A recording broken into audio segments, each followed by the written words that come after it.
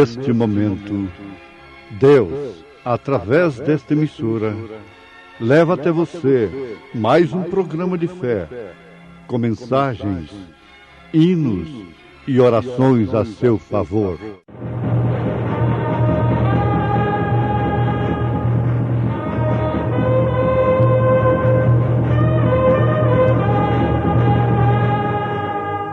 Fé para vencer.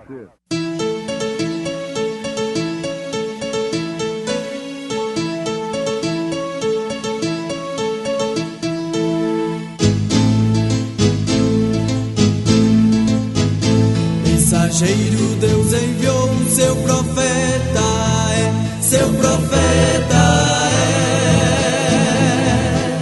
Este som de alarido retumbando está, retumbando está.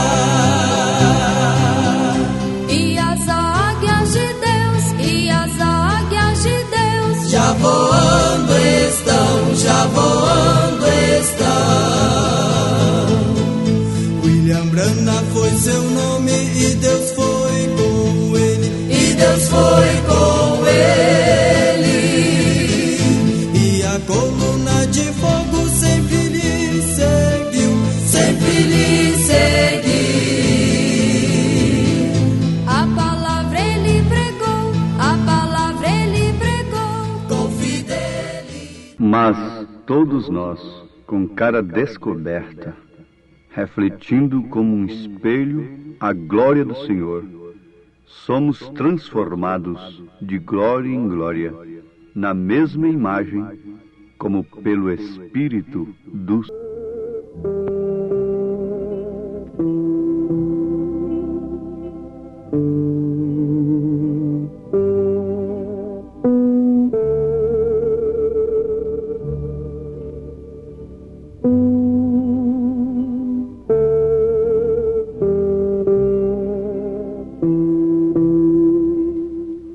Ouvintes preciosos, nenhum pregador deve pregar para agradar a todas as classes de pessoas, tanto no sentido social, intelectual, financeiro, como no religioso. Isto porque a palavra evangelho significa boas novas. Boas novas de quê? De salvação. Quando Jesus fez aquela pergunta: o que aproveita o homem ganhar o mundo todo se vier perder a sua alma? Nós devemos constatar que a maior notícia, a melhor notícia, surpresa, que o homem poderia receber aqui na terra, não seria ganhar sozinho o grande prêmio da nação, o maior prêmio do mundo, a maior fortuna do mundo. Não. Isso ainda não seria boas novas, porque o que adianta o homem ganhar o mundo todo se perder a sua alma? As suas riquezas, segundo o salmista, no Salmo 49, por maior que fossem suas riquezas, jamais poderiam resgatar as suas almas. Disse São Pedro que nós fomos resgatados não com ouro e nem com prata, mas sim pelo sangue de nosso Senhor Jesus Cristo. Daí então, a maior nova e a melhor notícia que um homem e uma mulher pode receber é da sua salvação. E quem pode lhe dar essa notícia? Quem pode levar estas boas novas? É o pregador. Embora sabendo que quem vai levar, quer dizer, quem vai introduzir estas boas novas, não apenas nos ouvidos e nas mentes dos pecadores, é o Espírito Santo. Porque se o Espírito de Deus usa a palavra do pregador para esse fim, então aquela mensagem se torna em umas boas novas de salvação, de redenção. Mas se o Espírito de Deus não usa, o que acontece? Aquilo pode soar como um enfado, como uma coisa terrível, indesejável, insuportável para aqueles ouvintes, para aquelas pessoas. Nós temos um quadro perfeito disto. Lá no Calvário foram postos, segundo as Escrituras, 2 salteadores ao lado de Jesus Cristo, um à direita, outro à sua esquerda. Conforme todos conhecem o fato bíblico, um deles não viu em Jesus coisa alguma. Não pôde ver coisa alguma em Jesus Cristo. E começou a murmurar e blasfemar contra Jesus. Enquanto que o outro, sendo pecador, ladrão também, salteador, viu em Jesus Cristo, recebeu de Jesus Cristo, recebeu de Deus uma coisa totalmente diferente do outro. Vendo o mesmo quadro, ele disse: lembra-te de mim quando entrares no teu reino. Isso sempre sensibiliza o meu coração, a minha alma, o meu sentimento. Aquele homem vendo ali uma cena de um corpo acabado, derrotado, e viu ali nele um rei, enquanto o outro não viu coisa nenhuma. Se você é filho de Deus, então nos tira daqui. E ainda mais, sacerdotes, teólogos, não viram o que o ladrão viu. Então, uma mesma mensagem pode ser salvação para muitos e, no entanto, não fazer nada, absolutamente nada, para outros muitos que estão ouvindo a mesma coisa. Depende de quê, então? Da revelação do Espírito Santo. Nenhum legalismo, nenhuma lavagem de mente pode levar quem quer que seja aos céus, mas sim o Espírito de Deus introduzir a palavra, as boas novas para aquela alma. Porque a palavra de Deus é como a espada de 2 gumes que penetra nas juntas e medulas.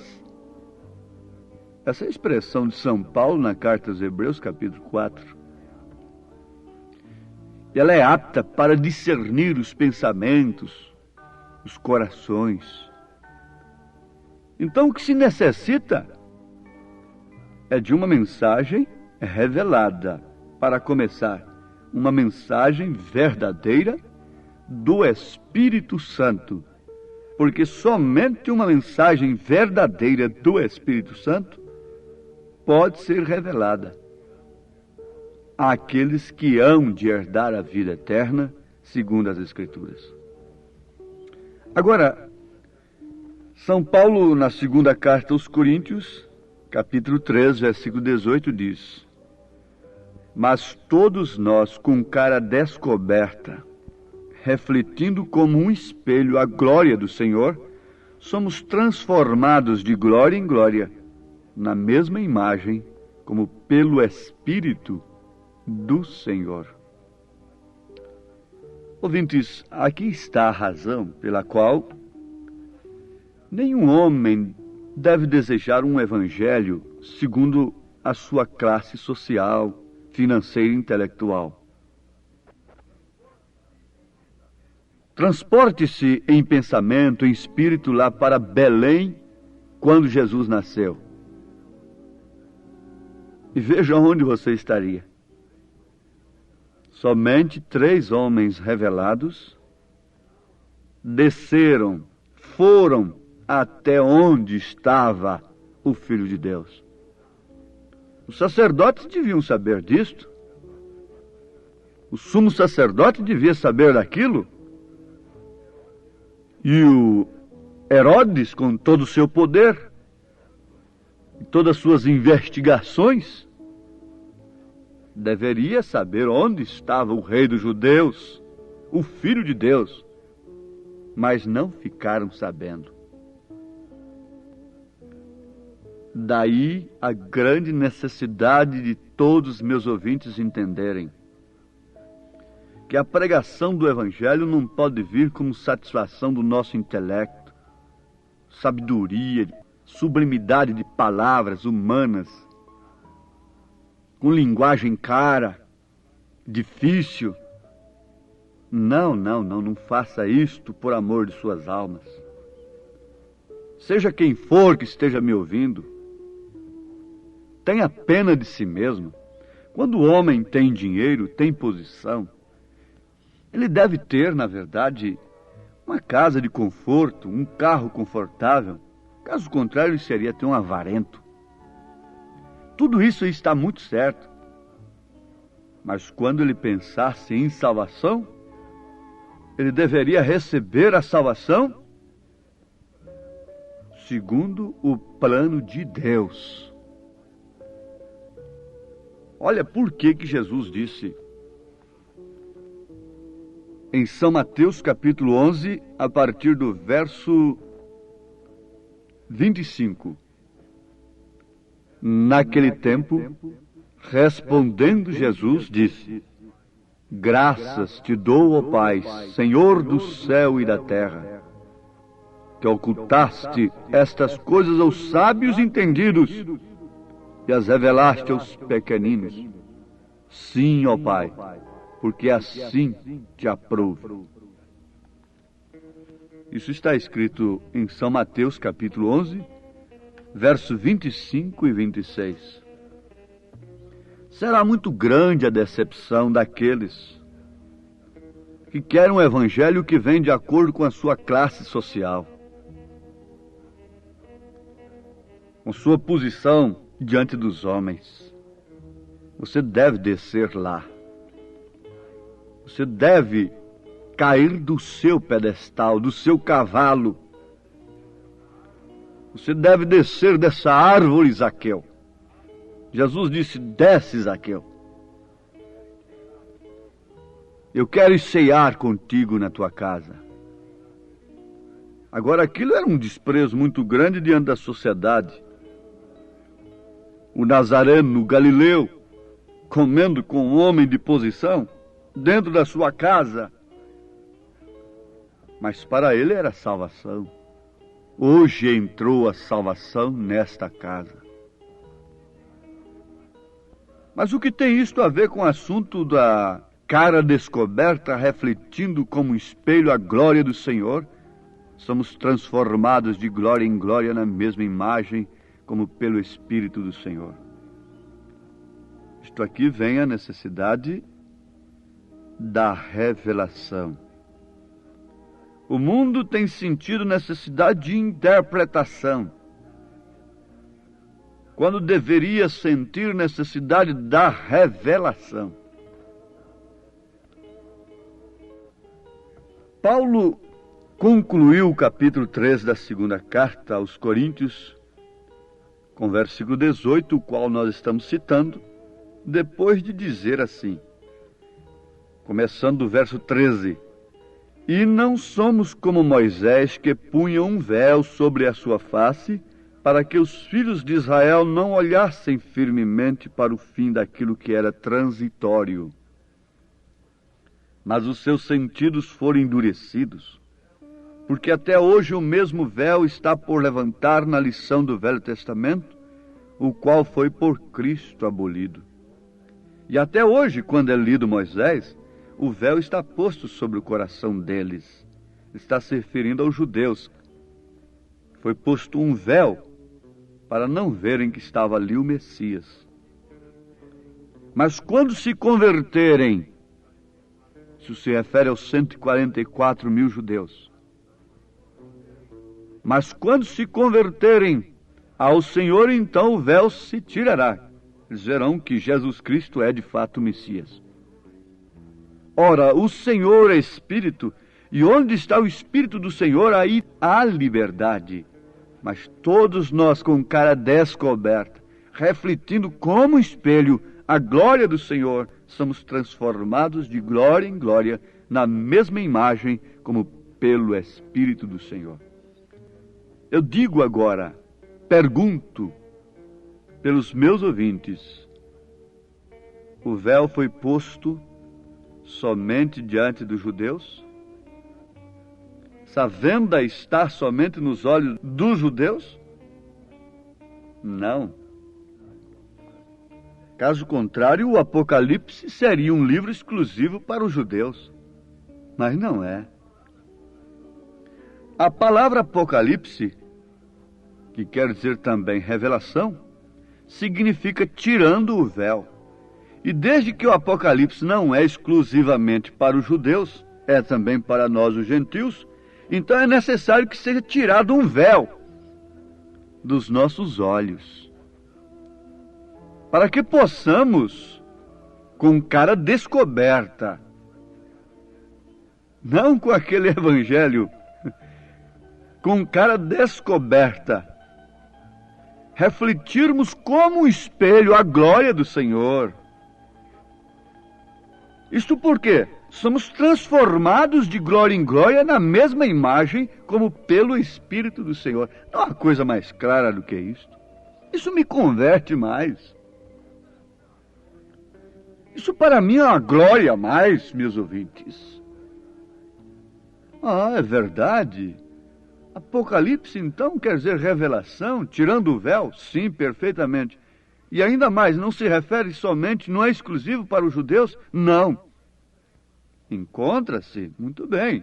Você veja, do primeiro capítulo até o final do capítulo 3 se refere às 7 eras da igreja gentílica. Logo entra o intervalo.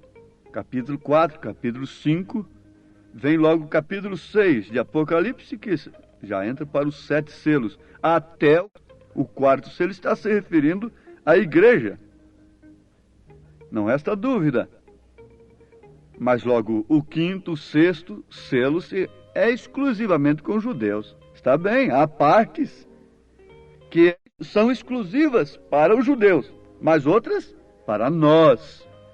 E desde que é revelação, é tirando o véu, então tem que ser tirado um véu, véu dogmático, véu denominacional dos nossos olhos, para que possamos, com cara descoberta, refletirmos como um espelho a glória do Senhor, o Evangelho do Senhor. Paulo disse, não me envergonho do Evangelho de Cristo, não o Evangelho segundo a minha classe social, mas o Evangelho do Senhor. É Jesus na manjedoura. Ah, você também é um deles. A tua fala te denuncia. Ah, é. Pedro negou, mas logo ele deu a sua vida. Logo ele deu a sua vida por aquilo que ele creu. Refletiu aquele evangelho em sua vida. Todos os apóstolos, toda a igreja refletiu o evangelho de Cristo. Amados, uma coisa chama a outra e o tempo não nos permite ir adiante. Mas resta-nos apenas um apelo. Isso depende de pararmos, de orarmos e de sentirmos a necessidade de ser tirado o véu dos nossos olhos para vermos na Bíblia um profeta para nós, para vermos o batismo verdadeiro, a posição da mulher, a conduta e a posição do homem. É necessário que seja tirado o véu, porque caso contrário, a Escritura é aquilo que não passa de letra, e cada coisa tem que ser interpretada segundo a condição social das pessoas. Que o Senhor vos livre deste grande mal, em nome de Jesus Cristo. Amém.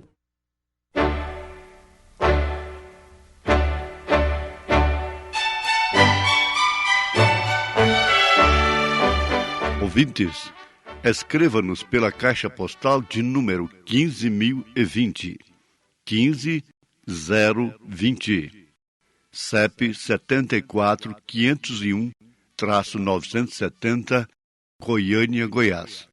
O nosso endereço na internet é www.apalavraoriginal.org.br. Volte a nos ouvir amanhã novamente neste mesmo horário, nesta emissora, se o Senhor nos permitir, com fé no Filho de Deus, a fé que vence o mundo.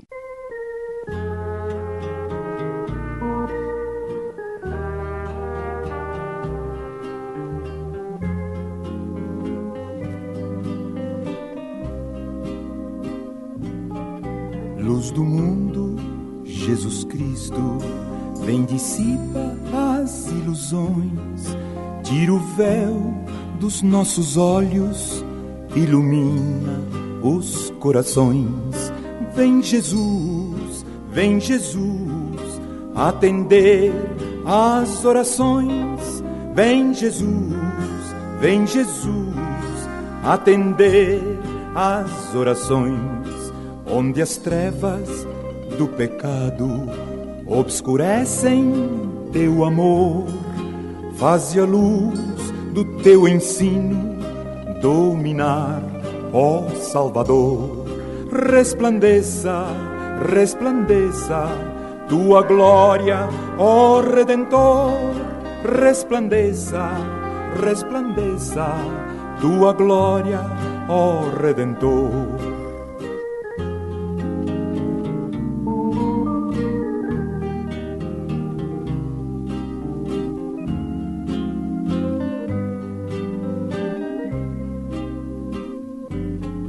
Luz dos homens, luz da vida, brilha com o poder do céu, esclarece as suas almas, mostra-lhes o grande Deus. Luz do mundo, és o resplendor do céu. Luz do mundo, és o resplendor do céu.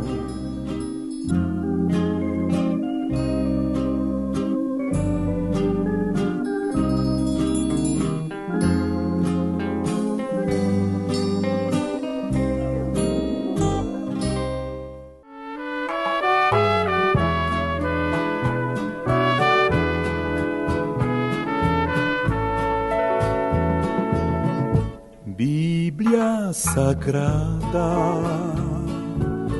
és a palavra de Deus, és o livro da jornada dos que seguem para o céu, és a carta enviada que o atalaia tem nas mãos. És o livro da jornada dos que pregam a salvação. Tu és do céu, livro santo do Senhor, livro dos livros que transforma o pecador. Livro sagrado, bem-aventurados são os que guardam as profecias deste livro do Messias que nos trouxe a salvação. Bíblia Sagrada, és a palavra de Deus, és o livro muito amado para o nosso coração. És o livro que nos fala contra o vício e a corrupção. Nosso Deus falando aos homens dessa grande salvação. Tu és do céu, livro santo do Senhor, livro dos livros que transforma o pecador. Ó livro santo, só em ti pode habitar as palavras de amor que dos lábios do Senhor sairão pra em ti gravar.